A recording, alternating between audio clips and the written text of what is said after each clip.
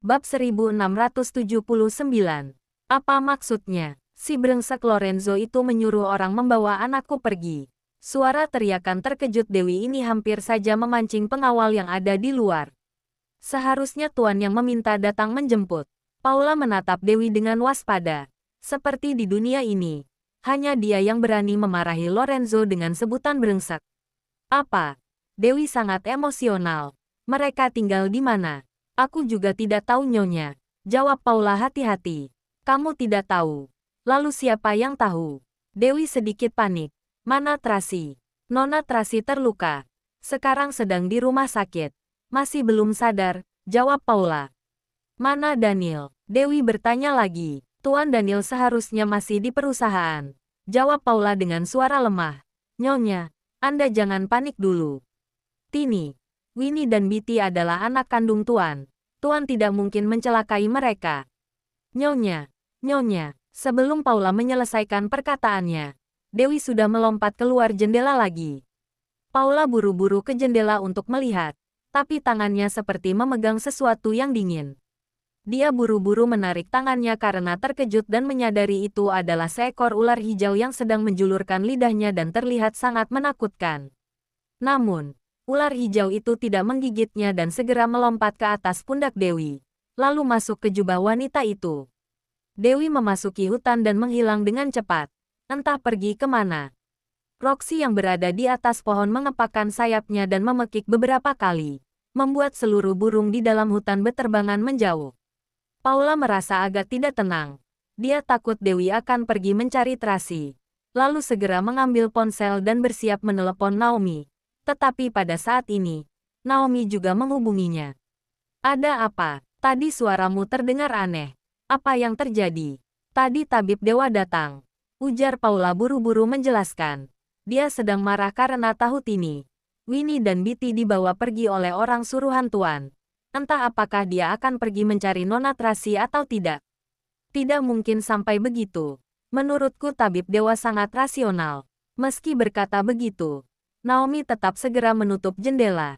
Tapi, memang lebih baik berhati-hati. Iya, jagalah Nona Tracy dengan baik. Setelah mematikan telepon, Naomi segera memberitahukan berita ini pada Daniel. Dia mengatakan tabib dewa baru saja ke Villa Sisi Utara dan sudah tahu Tini, Winnie dan Bitty dijemput oleh Tuan Lorenzo. Sekarang sedang marah besar. Saat Daniel mendengar kabar ini, mobilnya baru saja memasuki gedung Skywell. Winnie datang bersama petugas keamanan, membantu membuka pintu mobil dan membawakan kursi roda. Di dalam lift, Winnie dan beberapa staf senior sedang membahas urusan perusahaan pada Daniel. Daniel langsung mengatur strategi perusahaan dengan tegas, juga memberitahu mereka untuk menolak semua media wawancara pada saat ini. Tunggu sampai perusahaan benar-benar stabil. Usia Direktur Tony sudah lanjut, kondisi tubuhnya kurang baik, tetapi tetap harus bekerja di perusahaan. Daniel merasa sangat puas. Ia bisa melihat Direktur Tony sedang memaksakan diri. Maka ia segera mengambil kembali tanggung jawab dan mulai mengurus perusahaan. Begitu Daniel kembali, semuanya hampir berjalan dengan lancar. Ini membuat staf senior dan dewan direksi memujinya. Meski memiliki wajah yang sama, Presdir Daniel yang sesungguhnya tetaplah berbeda. Tidak ada yang bisa menggantikan kehebatan strategi dan kemampuan dalam mengendalikan segala hal. Saat Daniel sedang sibuk di perusahaan, Winnie datang menemuinya sambil membawa ponsel. Presdir Daniel, telepon dari Nona Friska. Minta dia untuk langsung datang, ujar Daniel tanpa mengangkat kepalanya. Baik, Winnie segera menyampaikan pesannya. Segera, Friska datang bersama dua pengawal wanita. Dia juga membawa dokumen tebal di tangan. Winnie sudah menyiapkan kopi, lalu keluar bersama yang lainnya. Akhirnya Daniel mengangkat kepalanya dan menatap Friska. Duduklah. Terima kasih. Friska duduk di hadapannya dan begitu menatap, ia sudah tidak bisa memutarbalikkan. Tadi Daniel tidak terlalu memedulikannya saat di ruang rapat dan kini barulah mereka bertemu secara formal. Meski beberapa waktu ini dia berhubungan dengan orang yang wajahnya sama, hanya saat bersama Daniel, dia baru bisa merasakan rasa kagum dan cinta seperti sebelumnya. Namun, semuanya sudah berbeda dan tidak bisa kembali lagi seperti semula. Bab 1680. Urusan di kantor polisi sudah selesai. Tanya Daniel sambil tersenyum. Friska mengangguk dan berkata datar. Selama 4 jam lebih. Yang harus dan bisa dikatakan. Sudah dikatakan semuanya. Semua bukti juga sudah diberikan. Pengacaraku memberitahuku. Jika semua masalah ini sudah bisa dibuktikan, maka ayahku tidak akan bisa keluar dari penjara seumur hidup. Apa menyesal? Tanya Daniel. Tidak, Friska tersenyum mencibir. Aku sangat gembira melihat sosoknya yang sangat menyedihkan itu. Aku berencana kembali ke Seoul untuk mengunjungi makam ibuku. Jika di alam sana ibuku mendengar berita ini, dia pasti akan sangat gembira. Daniel terdiam saat mendengar perkataan ini, dan lebih kurang bisa membayangkan hal apa yang dialami Friska beberapa waktu ini. Seharusnya dia benar-benar sangat membenci ayahnya hingga bisa memiliki pemikiran seperti ini. Sebenarnya dia sudah bisa menebak semua ini. Presdir Daniel, apa bisa menepati janji Anda sebelumnya? Tanya Friska pelan. Tentu saja. Daniel menarik sudut bibirnya. Aku pernah mengatakan, jika ayahmu membuat masalah di grup Wollens dan kamu membantuku dengan memberikan kesaksian terkait ayahmu, maka aku tidak akan menyulitkan grup Deongnam. Bahkan akan membantumu menduduki posisi presdir. Sebenarnya jika ayahku sudah tidak ada, aku pasti tetap akan mendapatkan posisi itu. Kakakku tidak akan sanggup bersaing denganku. Friska tersenyum tipis. Aku hanya ingin Anda menjamin untuk tidak menyulitkan grup Deongnam saja. Aku pasti akan menepati janjiku, ujar Daniel. Jika begitu, terima kasih banyak. Friska menundukkan kepalanya untuk berterima kasih. Lalu bertanya lagi. Oh ya, itu. Kata-katanya terhenti. Dia seperti ingin menanyakan sesuatu, tetapi sungkan untuk mengatakannya. Apa yang ingin kamu katakan? Daniel menaikkan pandangannya dan menatap wanita itu. Aku dan Billy tidak mendaftarkan pernikahan. Kami berdua sepakat untuk berpura-pura. Jadi aku tidak merusak statusmu. Sebenarnya Friska merasa sedikit ragu untuk mengatakan kalimat ini. Dia terus berpikir selama perjalanan ke sini. Apa ingin menggunakan pendaftaran pernikahan ini untuk menguji Daniel? Lihat apakah mereka masih memiliki harapan. Namun, setelah bertemu dengan pria itu, ternyata tidak ada dirinya sama sekali dalam tatapan pria itu. Maka dia pun menekan keinginan untuk mengajukan pertanyaan itu. Dia mulai mengerti. Ada beberapa orang yang memang tidak ditakdirkan untuk menjadi milikmu. Bagaimanapun dirimu berusaha, tetap tidak akan mendapatkannya. Jadi, dia memutuskan untuk mempertahankan martabat dirinya yang terakhir. Sebenarnya identitas Billy itu palsu. Meski sudah mendaftarkan pernikahan, hukum juga tidak akan mengakuinya. Ujar Daniel datar. Tentu saja, akan lebih baik jika tidak mendaftarkannya. Ini akan menghemat banyak prosedur. Jadi, kamu akan menikah dengan Trasikan. Akhirnya, Friska menanyakan ini. Dia sangat ingin tahu betapa besar cinta pria itu terhadap Trasi. Tentu saja, jawab Daniel tanpa ragu. Aku akan memberinya pernikahan yang sempurna dan masa depan yang bahagia. Selamat. Friska sedikit terisak saat mengatakan kata ini. Lalu ia berdiri dan pergi sambil menundukkan kepala. Terima kasih, balas Daniel sungkan. Setelah melihat kepergian wanita itu, dia pun kembali memeriksa dokumen. Friska berjalan ke depan pintu, lalu menoleh menatap pria itu. Saat melihat pria itu sedang menundukkan kepala dan bekerja, dia berkata lagi, aku masih memiliki sebuah permintaan. Katakanlah. Daniel mendongak dan menatap. Bisakah kamu membiarkanku menghukum Billy? Saat mengatakan kalimat ini, tampak dendam dalam sorot matanya. Dia tidak akan pernah bisa melepaskan pria yang telah menghancurkan hidupnya itu. Dia adalah anggota keluarga Wollens. Aku harus menghukumnya sendiri, ujar Daniel dengan sangat tenang. Maaf, aku tidak bisa menyanggupimu. Friska terlihat sedikit sedih. Dia pun berbalik dan pergi tanpa mengatakan apapun. Setelah menyelesaikan dokumen terakhir dan melihat langit sudah perlahan gelap, akhirnya Daniel menghentikan pekerjaannya dan kembali ke rumah sakit. Ada Thomas dan sekelompok anak buah lain yang menemaninya. Saat mobil baru saja keluar dari basemen, tiba-tiba terdengar suara pekikan elang dari luar. Dia menengadah untuk melihat keluar jendela dan tahu sosok itu telah datang. Bab 1681. Suara apa ini? Satpam yang ada pintu depan pun terkejut. Daerah ini adalah pusat kota. Bagaimana mungkin terdengar suara hewan? Sepertinya elang. Semua orang ketakutan saat mendengarnya. Bagaimanapun belakangan ini sering terjadi hal aneh di grup Wollens. Jalan, ujar Daniel memberi perintah dengan tenang. Baik, Hartono mengemudikan mobil keluar. Thomas bertanya dengan suara kecil. Apakah tabib dewa yang datang? Daniel menganggukkan kepala. Lalu memberi perintah. Kamu pergilah. Siapkan uang tunai sebesar 10 miliar. Lalu temui aku nanti. Baik, Thomas turun dari mobil dan membawa 2 pengawal untuk pergi ke bank. Saat Hartono bersiap melanjutkan mengemudi, seekor burung elang menukik masuk dari jendela dan menabrak setir. Hartono yang terkejut segera menginjak rem dan mengusir burung elang itu. Pada detik berikutnya, sesosok mungil menyusup ke dalam mobil dan duduk di sebelah Daniel. Dia menganyunkan tangan kecilnya dan sebuah pisau sudah mengenai leher pria itu. Presdir Daniel, baru berlalu beberapa waktu, tapi sepertinya kamu sudah melupakanku. Aku tidak berani. Daniel tersenyum. Kamu adalah penyelamatku, sosok yang berjasa untukku. Bagaimana mungkin aku melupakanmu? Mana uangku? Dewi berteriak sambil menaikkan alisnya. Jika aku tidak memintanya darimu, apa kamu tidak akan berinisiatif memberikannya?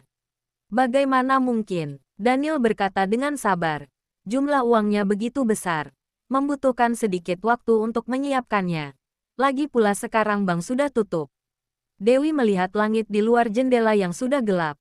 Dia juga menyetujui perkataan Daniel ini. Tetapi dia segera kembali waspada. Lalu, kapan kamu memberikan uangnya padaku? Tadi aku sudah meminta anak buahku untuk mengambilnya. Dia akan segera menemuiku dengan membawa uang itu. Daniel memandangnya sambil tersenyum. Kamu tenang saja. Aku pasti akan memberikan uang yang harus diberikan padamu. Baguslah jika begitu. Dewi menyimpan pisau dan berkata penuh emosional. Si brengsek Lorenzo itu membawa pergi anakku. Kamu bertanggung jawab untuk membawa mereka kembali. Hah, Daniel mengernyitkan alisnya. Ini namanya kamu menyulitkanku. Tidak mudah merebut orang dari tangan Lorenzo. Aku tidak peduli. Dewi langsung memaksa. Jika kamu tidak membantuku menjemput anakku kembali, aku tidak akan mengobatimu lagi. Biar saja kamu cacat seperti ini seumur hidupmu. Daniel tidak berdaya. Dia tahu wanita ini benar-benar akan melakukannya. Ku beri waktu sehari. Dewi langsung memberi perintah. Besok pada saat seperti ini, aku harus bertemu dengan anakku. Baiklah, aku akan memikirkan caranya. Daniel hanya bisa berusaha menundanya. Tapi, sepertinya waktu selama sehari itu terlalu mendesak. Berilah sedikit waktu lagi tabib dewa.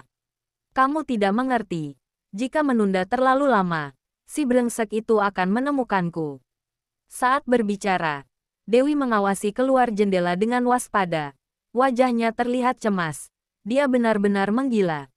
Demi menangkapku, dia sampai tidak mengurus perusahaan dan sengaja datang ke kota Bunaken. Kamu tenang saja. Ada aku. Dia tidak akan bisa menemukanmu. Daniel tersenyum. Aku sudah menyiapkan tempat tinggal untukmu. Kamu tinggal saja di sana untuk sementara waktu. Setelah aku menjemput anak-anakmu, kamu akan berkumpul lagi dengan mereka. Benarkah? Dewi sangat gembira. Kamu tidak membohongiku kan? Nyawaku ada di tanganmu. Apa aku berani membohongimu?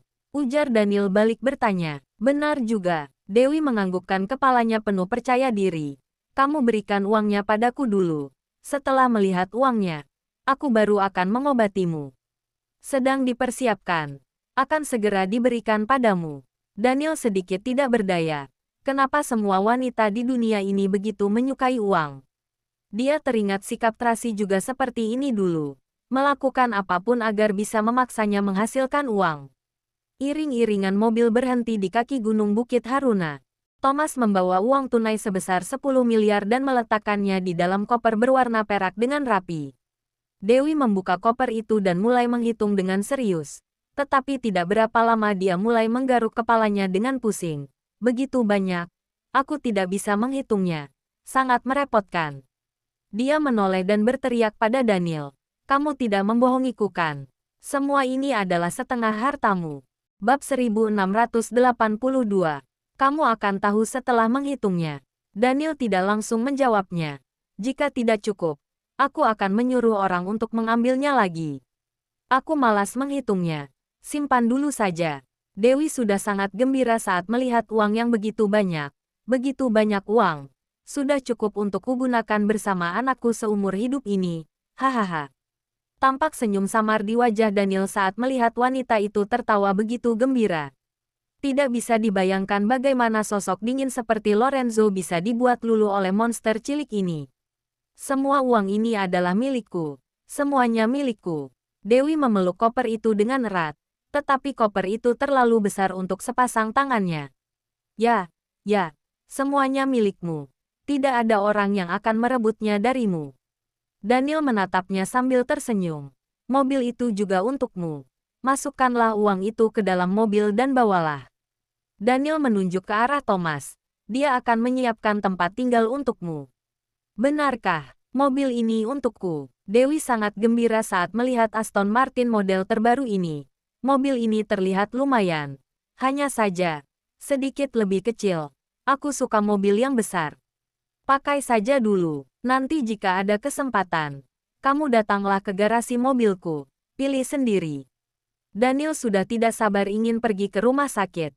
Aku sudah harus ke rumah sakit. Istirahatlah dengan baik setelah pulang ke rumah. Jika ada apapun, telepon aku. Jangan menakuti orang dengan membawa burung elang itu. Thomas, berikan nomor baruku padanya. Baik Tuan Daniel. Thomas menganggukkan kepala.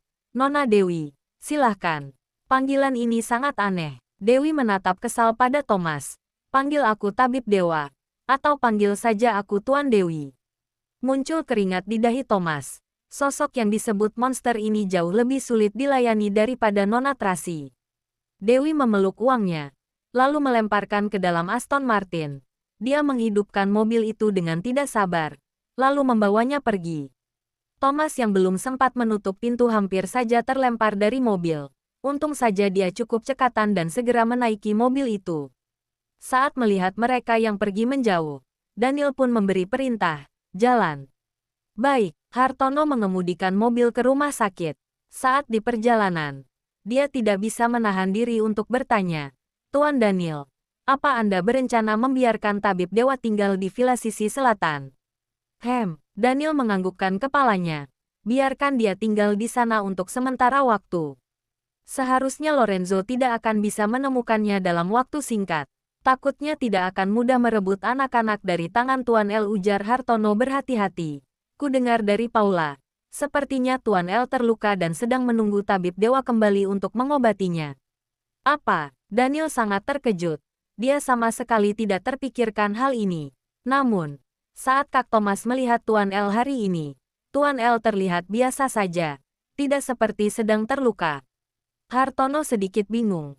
Apa luka dalam? Mungkin saja, Daniel sedang mempertimbangkan. Jika El benar-benar terluka, takutnya hal ini akan sangat sulit untuk diselesaikan. Dengan kondisinya saat ini, setidaknya membutuhkan pengobatan selama sebulan barulah bisa pulih. El tidak mungkin akan membiarkan tabib dewa tinggal di kota Bunaken begitu lama. Daniel merasa sangat bingung saat memikirkan hal ini. Semua masalah di dunia ini mudah untuk diselesaikan, kecuali merebut sesuatu dari tangan Lorenzo. Namun Daniel tahu, mungkin hanya Tracy yang bisa menyelesaikan masalah ini. Bagaimanapun, sedikit banyak Lorenzo akan mendengarkan adiknya itu, meski tetap akan menyimpan kekesalan pada Daniel, adik iparnya. Harus bagaimana? Tanya Hartono dengan suara pelan. Atau aku tanya pada Paula. Lihat apakah dia punya saran yang lebih baik. Kamu tidak perlu mencemaskan hal ini. Daniel menatap ke arahnya. Rawat saja luka di kakimu dengan baik. Oh, baik. Hartono tidak berani berbicara lebih banyak lagi. Mengemudilah lebih cepat. Baik, sekarang sudah malam. Kota Bunaken tampak gemerlapan. Namun, Daniel tidak berselera menikmati pemandangan ini. Dia hanya ingin segera sampai ke rumah sakit dan bertemu Tracy lebih awal. Dia berharap dialah yang pertama kali dilihat Tracy saat sadar. Dia lebih berharap, kelak dialah yang dilihat Tracy tiap kali membuka mata setiap hari. Bab 1683. Sebenarnya tubuh Daniel juga sangat lemah saat ini. Setelah bekerja keras seharian, sekarang tubuhnya sangat tidak nyaman. Namun, dia tidak bisa mempedulikan begitu banyak. Dia hanya ingin segera sampai ke rumah sakit dan bertemu Tracy. Lily dan Naomi masih berjaga di dalam kamar rawat. Mereka segera mendekat dan menyapa saat melihat Daniel tiba. Tuan Daniel. Daniel menyahut. Dia tidak bisa menahan diri untuk mengernyitkan alisnya saat melihat Tracy yang masih tertidur. Dia masih belum bangun. Belum. Tidurnya sangat lelap. Naomi menatap sedih ke arah Tracy. Mungkin benar-benar kelelahan. Dia sudah lama tidak tidur dengan baik. Ya, selama Anda tidak ada. Nona Tracy bertahan sendirian dengan sangat bersusah payah, ujar Lily menimpali. Tekanannya terlalu berat beberapa hari ini. Baik itu perusahaan, keadaan rumah, bahkan masih harus mencari Anda. Daniel merasa sangat bersalah saat mendengar ini. Ini salahku. Kelak aku tidak akan membuatnya begitu lelah. Yang penting Anda sudah kembali. Naomi diam-diam mengundurkan diri. Tuan Daniel, kami akan berjaga di depan pintu. Anda panggil saja aku jika ada sesuatu. Lily juga ikut keluar. Daniel menggerakkan kursi rodanya ke samping ranjang, lalu mengulurkan tangannya dan mengelus pipi dan rambut Tracy dengan perlahan. Dia tertidur sangat lelap. Ada perban tebal yang membalut pundaknya. Aroma obat yang pekat tercium dari tubuhnya. Juga ada jarum infus yang menusuk punggung tangannya. Daniel bisa membayangkan tekanan sebesar apa yang ditanggung wanita ini saat dia tidak ada selama beberapa waktu ini.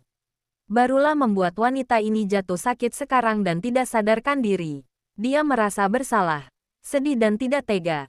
Sebagai seorang pria, melindungi wanitanya dengan baik adalah hal paling dasar. Namun, sepertinya dia selalu membuat wanitanya terluka dan tertekan. Setiap kali ingin memberikan pernikahan yang sempurna untuknya, pasti akan menemui masalah. Sudah 2 kali, tetapi tidak pernah berhasil.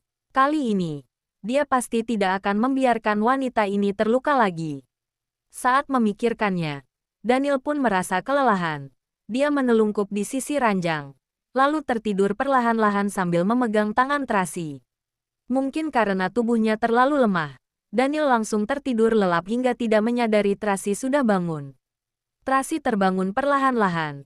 Awalnya dia ingin memanggil Naomi, tetapi dia tertegun saat melihat pria yang menelungkup di sampingnya. Tadi dia bermimpi buruk. Bermimpi dia sedang berada di tepi jurang dan hampir terjatuh. Tetapi ada sepasang tangan yang menariknya ke atas dengan kuat di saat yang tepat. Sekarang dia baru mengerti.